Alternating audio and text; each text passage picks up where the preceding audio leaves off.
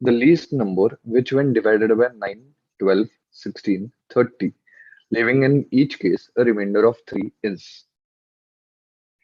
Now, in this type of question, the least number is basically LCM of the given numbers plus the remainder.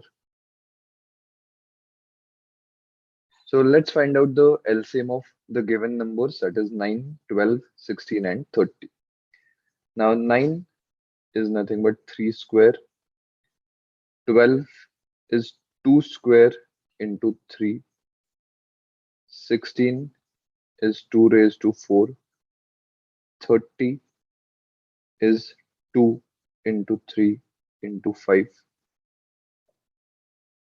Now the LCM will be